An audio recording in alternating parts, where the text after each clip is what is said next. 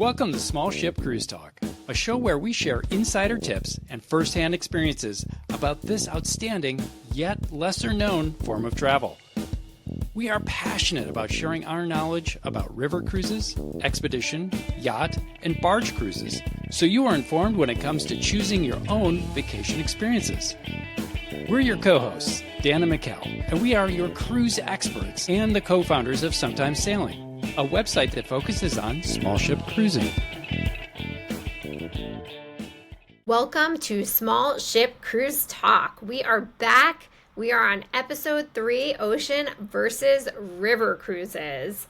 I am super excited about this episode. It is something that naturally comes up in conversation very often when we're talking with fellow cruisers on an ocean ship or fellow cruisers on a river ship. We talk about it with friends. We talk about it with families. So I, for one, am very excited about this. During episode 1, we discussed small ship cruising and briefly discussed what a small ship is compared to your typical ocean cruise ship that has 4,000 plus passengers versus much less on a river cruise ship, which usually has less than 200. So episode 2 went even further into the top 3 small ship cruising options, which were yacht, barge, and river cruising, which is pertinent to today, of course. Today's focus is the fundamental differences between ocean and river cruising. Now, they are two completely different experiences. The only thing they really have in common is both of them are floating vacations. Yeah, that's true. And that, Dan, is never as stark of a contrast and in our faces as when we go on back-to-back cruises, which we've done recently. For whatever reason, how our travel schedules work out, it happens more often than not. So, for example, we went on MSC Seashore in November, followed by a Viking River cruise 2 days later on the Douro River in Portugal. And that was going from a ship with over 5,600 passengers overall and 320 in the MSC Yacht Club, which we were in, which was still more than the entire total passengers on Viking Torgal, which had a capacity of 106 guests. So we really had that yin and yang experience in our faces, in our eyes, and fresh in our minds from ocean versus river cruising. Yeah, and then we very recently, like last week, just got off the Ama Magna with a maximum capacity of 196 guests. But a week prior to that, we were on Disney's Fantasy with 4,000 person guest capacity. Yes. So that's, more than 20 times the amount of guests? That's wild. To think you could fit 20 Ama Magna guests, passengers comfortably in Disney Fantasy is just like mind-blowing. And then, of course, the Fantasy is huge, so you would have plenty of space to sashay through the hallways, as I like to test out just in case nobody's looking and I dance. Anyway, so let's get right into it. As we're jumping into it, you gotta think about amenities. That's what comes to mind first for me. On the ocean cruises, you've got multiple restaurants, bars, entertainment venues, you have casinos, you've got large-scale shows, even water parks or water slides, like basketball courts, spa facilities, shopping, galleries, shuffleboard, you name it. You can find it on a big ship. They're built for entertainment. So you bring up an excellent point. A lot of people who are used to ocean cruising often say to us, well, what can I do on a river cruise ship? What do I do at night? What is there for entertainment? And we're very honest. There's not a lot of entertainment. The entertainment is the bar at night. It is going to bed. It is your television. It is getting off the ship if you're docked overnight to explore the town. But honestly, unless you're in a big city, they're pretty sleepy and there's not a lot to do at night in some of these cities. If you're in Lisbon, of course, go out at night. If you're in a small town along the Douro River, they're closed. There's not going to be a lot going on at night. It depends on the time of year. Maybe in July there is, but maybe in November there isn't. There's no water park on a river cruise ship. There might be the amenity of a pool, but not every river cruise ship has that. There's certainly no casinos. So that is a great first example of a difference that is, definitely, if not in your face, on your daily navigator or whatever daily schedule your cruise line is putting out. What about in terms of restaurants. Big ships, you're going to have plenty of options, and you're most likely going to be able to eat 24 hours a day. Yes. So if you want ice cream, you'll most likely be able to find it, pizza at midnight, or you can drink your breakfast, however you want to ingest your calories, you can do it on a big ship. Well said. And to that point, you want to eat your heart out, then you can also work out after on an ocean ship.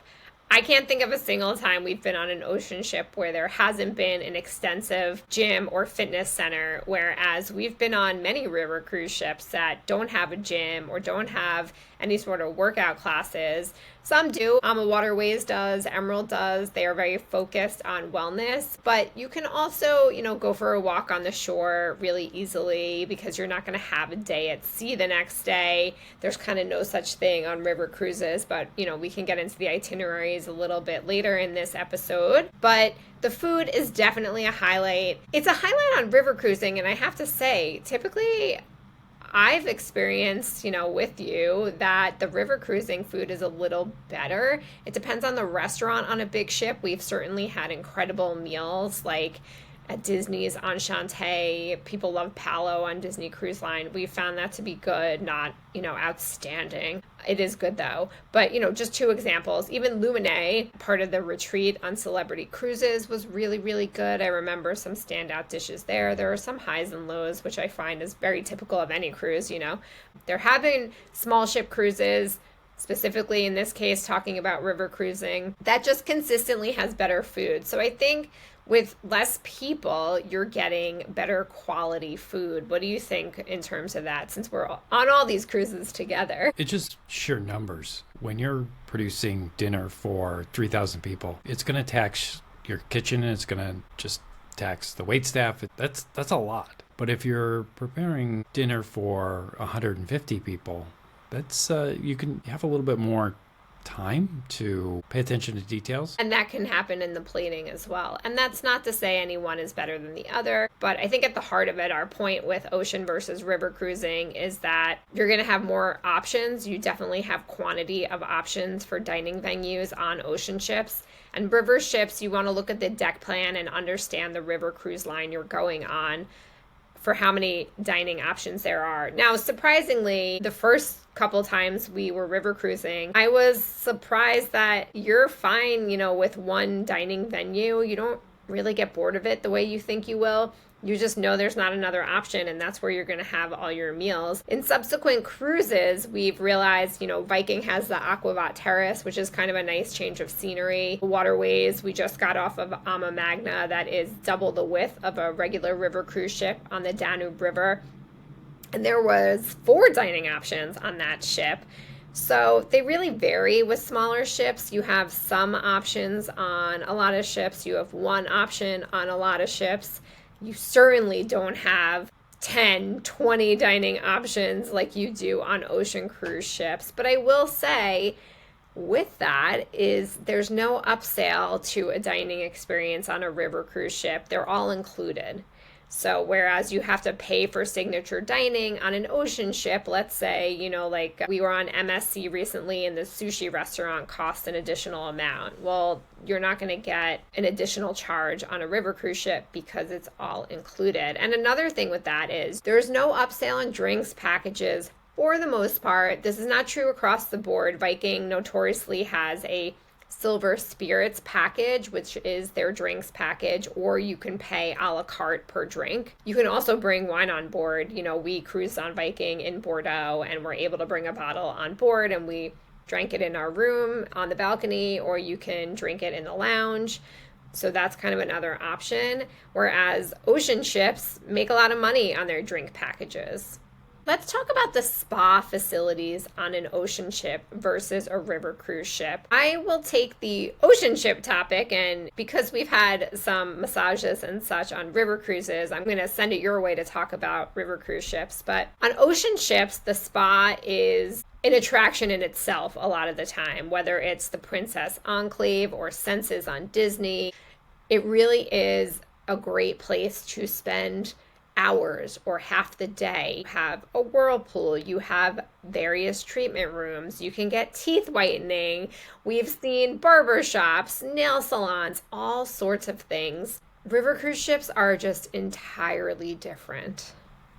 They're much more intimate, so you may have one or two massage rooms, and that's probably about it. The services are definitely going to be more limited also. On Riverside, you can get a haircut, Yeah. and that's not to say every river cruise you can get a haircut or get a blowout or something like that. It really varies, but your selection is going to be much more limited on a small ship than you would in ocean. And you mentioned this before. I want to go back to touching on the shows. On a lot of ocean ships, they have these huge productions, and that's great. And that's something that I love about ocean ships. The expectation has to be different for river cruise ships. On river cruise ships, the entertainment is minimal and it's usually local. They do a great job of really bringing on talent from the areas that you are visiting. And it gives you a slice of maybe the city or town that you're going to visit the next day. So an example, we were in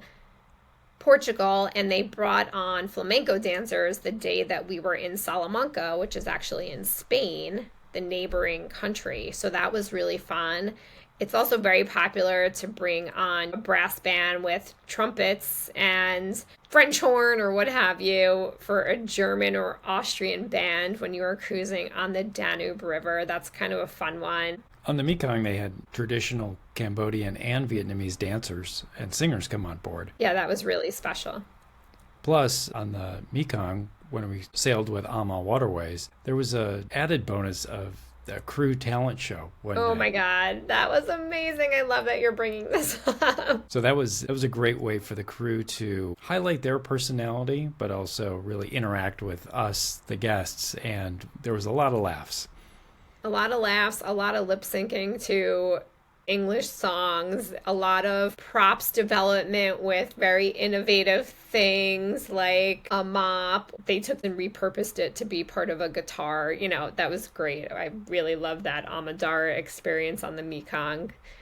So the entertainment's a little different, but it's really smart and both experiences are fulfilling. They're just different. Another thing that is really different about ocean and river cruising is the shopping on board.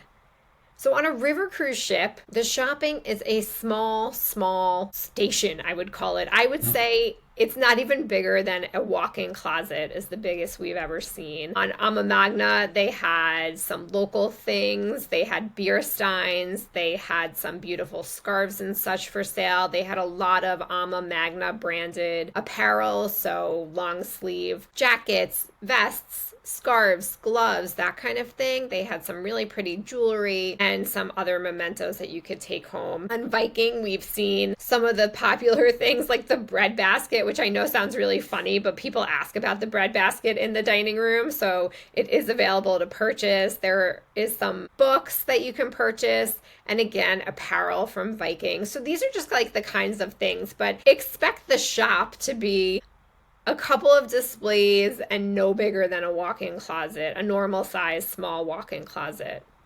Right. You're not gonna buy a Omega watch or a pre-owned Rolex or anything like that on board a river cruise.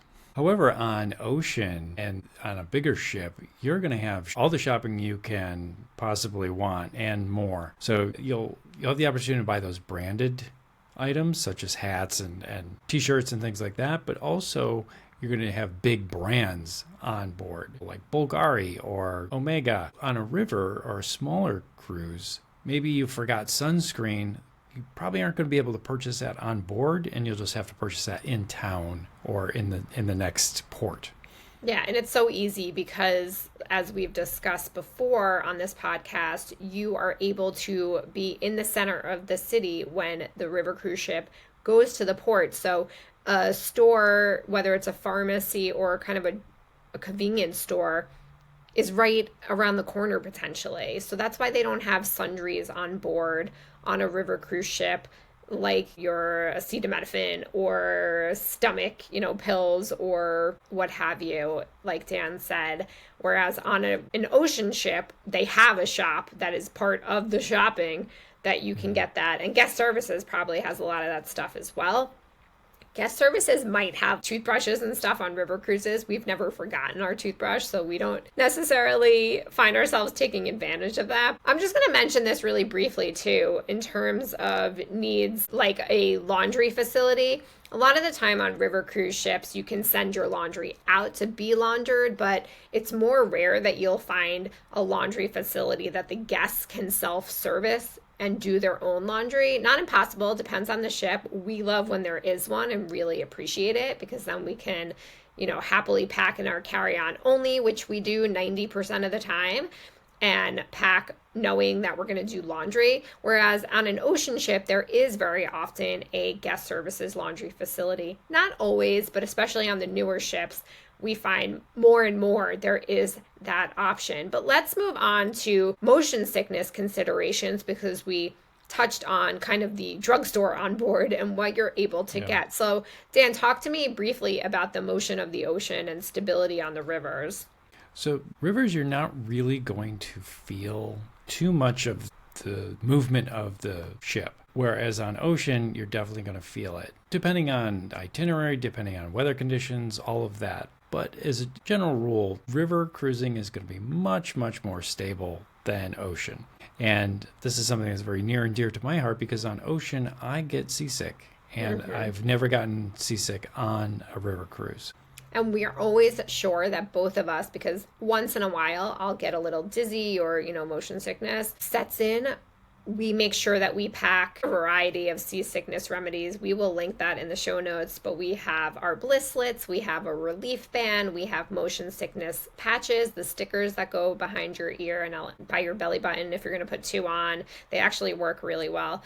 We also have non-drowsy Dramamine and Bonine, so we have a bunch of things that we pack, whereas we don't even think about it when we go on a river cruise. We actually have needed motion sickness medication more so for very windy bus rides through, through wine regions, more than we need it on the river cruise ship. But with that in mind, I'm thinking about the architecture of how the ship is actually built. So talking about the ship design and the size differences, of course, if you have 4,000 to 6,000 passengers versus 180 passengers, the ship is going to be wildly different in its design, but also in its bottom. So the bottom of a river cruise ship is flat to accommodate that type of waterway, whereas the hull of a ocean ship, I'm not going to pretend to be an engineer or anything, but more so comes to a point. I don't love the technical details of this kind of thing. I'm also a photographer and don't want to talk about math with photography all day, but I did think it was worth touching on that the design of the ship is different. But let's get into something a little more interesting in the design of the ship, and that is the difference in where the cabins are on a river cruise ship. So on an ocean ship, inside cabins are always a more affordable option because you don't have the view. Then you have your ocean view, then you have your balcony or veranda staterooms, and you have your obstructed ones that cost a little less but are a little more than inside cabins. You have so many different views. On an ocean ship, your head could spin. On a river cruise ship, it's really easy. 99.9% of the time, the cabins are facing outward towards the river. There are no inside cabins. Right. The way to think about it is it's one hallway with rooms off of one hallway, whereas your major ocean, it's 2 hallways, so you've got that inside stateroom that's possible. Yeah, that's a great, very easy way to think of it. I love how you stated that. And also the amount of decks. So an ocean ship, we've seen upwards of 13 decks. You can get lost. It takes days to get used to the map of the ship, and we are constantly looking at whatever map we can find by the elevators to understand where we are. We're looking at the carpet for whatever the cruise line has to indicate which arrows or stars in the carpet are facing towards the front, which is the port side, and what is the starboard side. And then on river cruises are pretty easy, and that is forward and back. You can literally see the direction from anywhere you're standing of where you're sailing. You get to know the ship within minutes of being on board, and there's never more than 3 or 4 decks. Yeah. Because it's so small, embarkation and debarkation is simple on a small ship. You're probably going to carry on a few items yourself, but the crew will also help you bring your luggage on board. It's almost just like checking into a hotel, and they hand you the key, and then you are shown to your room, and you can immediately start unpacking. I mean, it's literally 2 to 5 minutes, and you're in your room. You are really hitting it with the analogies today. I love it. It is exactly like checking into a hotel. Even faster. Imagine a hotel that doesn't have a line, because service is at the top of their priorities on river cruises. And another thing I love about river cruises is that you don't even have to go through security, which, I understand why it has to happen on a big ship. You just never know if somebody even accidentally is bringing their knife on board that they forgot to leave at home, especially if they're driving to the port. You have to go through metal detectors, maybe even twice. You have to check in multiple times, have a QR code. You don't have any of that with a river cruise ship. You walk on, like Dan said, you give them your name. They bring the luggage to your room. You're not taking off your belt to go in through a metal detector. It is very easy. You are given a welcome that's very personal and shown to your room. And that really helps with disembarkation at the end of your cruise, especially if you need to get to the airport for an early flight. We had to leave at 3:30 in the morning recently for a 6 o'clock in the morning flight from Budapest. So we really, really appreciate that about river cruising. With that experience, you reminded me of one of the things I absolutely despise about ocean cruising, and I am sure somebody listening out there can relate. I do not like how long we need to wait on a big ocean ship to get off the ship for an excursion. It could take upwards of over an hour to sit in whatever theater or auditorium to get your group sticker for your excursion. And what's even worse is that sometimes you have to tender to the shore. So now you could potentially waste an hour to 2 hours getting off the ship to go on your excursion. I would say that this tendering situation and debarkation just for an excursion is my nemesis. On river cruise ships, what's our experience like? It's amazing. Yeah, you just walk off. You scan your card, or even on the smallest of the small ships, we just moved a magnet over underneath our name, indicating that we're off the ship. Yeah, I can't wait to talk about the small ship experience that you are referring to, which was Alaskan Dream Cruises, on a future episode. And it really is orderly, fast, and best way to think about it is you're not fighting a bunch of people. You brought up another good point that I thought of when you were talking through that. Most of the time, not all instances, there are certainly excursions that you can pay a little extra for depending on the cruise line with river cruises, but they include the excursions, whereas on ocean ships, you need to sign up ahead of time. There is an excursions desk with several people working at the desk to get you to the excursion that you want. You're in fear of missing the ship a lot of the time. It's not that you can't miss the ship. If you go off on your own on a river cruise ship, you need to make sure you're back. But with the excursions for river cruising, that value of what a river cruise costs includes most of your excursions, which is great. There was a cognac tasting on our river cruise with Viking because we were in the region that was popular for that. But, if you didn't want to do it, you just didn't have to pay extra for it. There's always a tour included. It's very typical for there to be a educational, historical walking tour of a city center, especially in Europe, which is always great.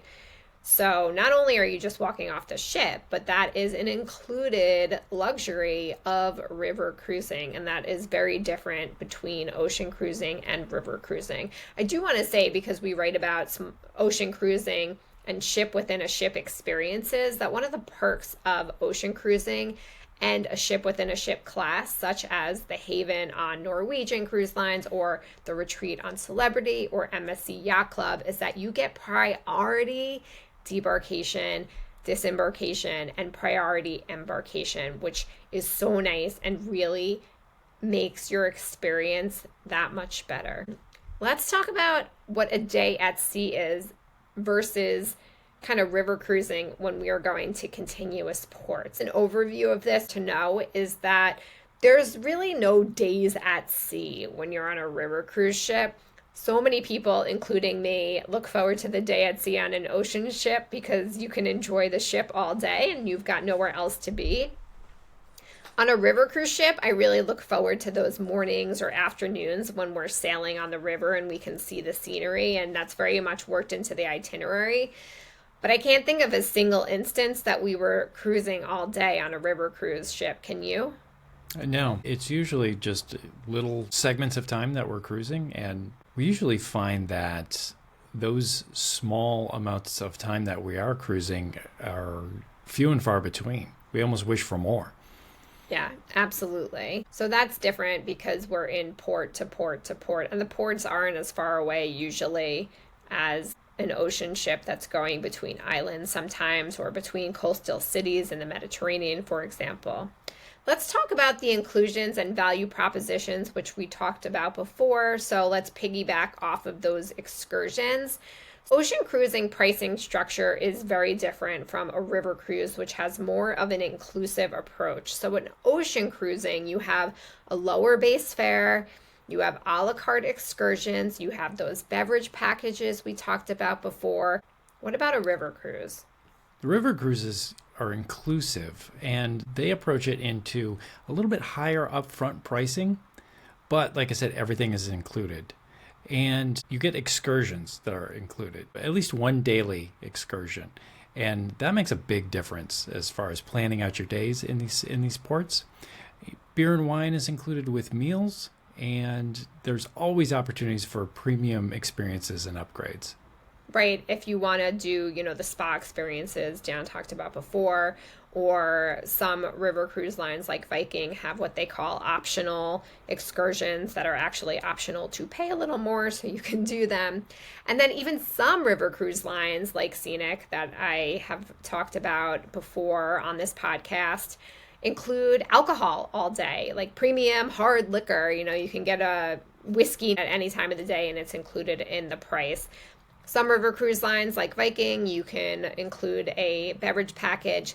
Other cruise lines like On the Waterways has that sip and sail experience that they include hard liquor during this kind of cocktail party hour before dinner, which is really nice. Even if you want a cocktail, in the middle of the day between lunch and dinner, it's really affordable. It's only a couple of euros, so you're not going to feel like you're being nickeled and dimed. Another stark contrast between ocean and river cruising is kids.